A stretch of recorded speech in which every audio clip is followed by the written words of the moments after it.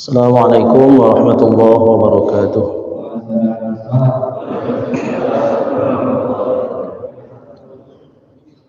Bismillahirrahmanirrahim. Hadirin ibu-ibu, bapak-bapak, jamaah salat subuh yang dirahmati Allah Subhanahu wa taala. Pada pertemuan yang lalu kita sudah membahas tentang sholawat kepada Nabi, yakni diperintahkannya bersolawat ketika kita mendengar nama Nabi disebutkan. Nah, sekarang kita akan melihat bagaimana cara bersolawat kepada Nabi atau bentuk dari solawat kepada Nabi itu seperti apa. Bismillahirrahmanirrahim. Qala al-muallif rahimahullahu ta'ala, nafa'anallahu bihi wa bi'ulumihi fid dharain amin. Babu sifatis salati ala Rasulillah sallallahu alaihi wasallam. Qad qaddamna fi kitabi azkaris shalah. Kami telah dahulukan penjelasannya terdahulu di dalam kitab yang menjelaskan tentang zikir-zikir di dalam salat. Sifatas salati ala Rasulillah sallallahu alaihi wasallam, mengenai bentuk atau cara bersalawat kepada Nabi sallallahu alaihi wasallam, wa ma yata'allaqu biha, dan perkara-perkara yang berkaitan dengannya. Wa bayanu akmaliha wa aqalliha, dan penjelasan mengenai solawat yang paling sempurna dan solawat minimalnya. Artinya yang paling sempurna dari solawat itu bagaimana, yang paling minimalnya bagaimana, itu sudah kita baca di dalam kitab tentang solat, zikir-zikir di dalam solat. Wa amma ma qalahu ba'du ashabina, dan adapun yang dikatakan oleh sebagian daripada sahabat kami, yakni ulama di dalam mazhab Syafi'i, wa Ibnu Abi Zaid Al-Maliki, dan seorang ulama yang bernama Ibnu Abi Zaid Al-Maliki, min istihbabi ziyadati ala zalik wa hiya warham Muhammadan wa ala Muhammadan, bahwasanya ada dua orang ulama, salah satu di antaranya bermazhab Syafi'i, yang satu lagi bermazhab Maliki. Mereka berdua ini mengeluarkan pendapatnya bahwa sunnah dalam sholawat itu menambahkan kata-kata warham Muhammadan wa ala Muhammadan. Kata Imam Nawawi, fahazihi bid'atun, perkara ini termasuk bagian daripada bid'ah, la aslalaha, karena tidak ada asalnya. Yang mana yang dimaksud bid'ah, kata Imam Nawawi, menambahkan dua kalimat ini, yakni warham, dan kasihanilah Muhammad sallallahu alaihi wasallam, wa ala Muhammad, dan keluarga Muhammad. Sebab dikatakan oleh Ibnu Hajar bahwa itu termasuk bagian daripada kurang adab terhadap Nabi, karena Nabi itu sudah diikrarkan sebagai kekasihnya Allah, sebagai rahmat bagi semesta alam, maka ketika didoakan supaya dimintakan rahmat, seolah-olah mengurangi kedudukan beliau. Jadi khusus untuk penambahan dua kata ini dikatakan oleh Imam Nawawi sebagai perkara yang dilarang oleh syariat. Nah, wa qad balagha al-Imam Abu Bakar Ibnu al-Arabi Al-Maliki fi kitabih Syarh at-Tirmizi, dan juga telah disampaikan akan penolakan, maknanya mengatakan tidak benar itu sunnah menambahkan dua kalimat ini.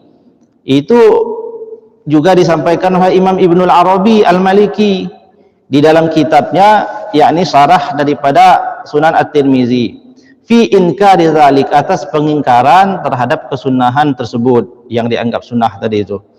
Wa takhti'at Ibni Abi Zaid fi dzalik, dan menurutnya Imam Abi Zaid telah keliru dalam hal ini. Wa tajhili fa'ilihi, dan menganggap tidak berilmu orang yang melakukannya. Qala, beliau berkata, li'anna an-nabiyya sallallahu alaihi wasallam allamana kaifiyatas salati alaihi sallallahu alaihi wasallam. Karena kenapa? Karena sungguhnya Nabi sallallahu alaihi wasallam telah mengajari bagaimana cara bersolawat kepadanya. Nah, itulah seutama-utama solawat adalah apa yang telah diajarkan oleh baginda Nabi sallallahu alaihi wasallam. Faziyadatu ala zalik, maka penambahan atas hal tersebut, istiqsarun liqaulihi wa istidraku alaihi sallallahu alaihi wasallam. Nah, tadi itu menganggap atau dinilai sebagai bentuk menurunkan daripada derajat Rasulullah sallallahu alaihi wasallam, karena lafaznya itu lafaz yang warham tadi itu. Jadi layaknya kalimat ini kan didoakan untuk selain beliau, ya Allah irhamna, rahmatilah kami. Sedangkan mendoakan rahmat untuk Nabi itu sendiri adalah rahmat, begitu.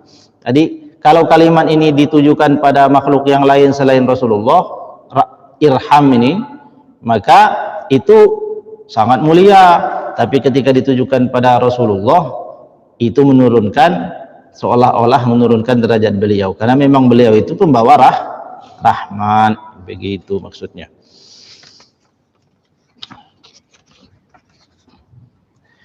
Kemudian selanjutnya, faslun fi istihbabil jam'i bainas salati wat taslimi ala nabi sallallahu alaihi wasallam.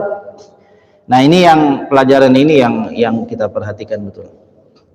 Bab tentang disunnahkannya atau dianjurkannya menggabungkan antara salawat dan salam kepada Nabi sallallahu alaihi wasallam. Jadi kalau bersalawat kepada Nabi itu tidak hanya salawat tapi juga salam.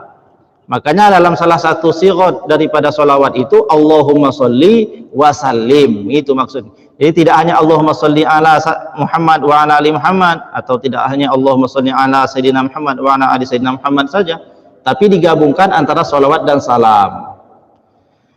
Idza shalla 'alan nabi sallallahu alaihi wasallam, apabila seseorang itu bersolawat kepada Nabi sallallahu alaihi wasallam, falyajma' bainas salati wat taslim, maka hendaklah ia menggabungkan antara salawat dan salam.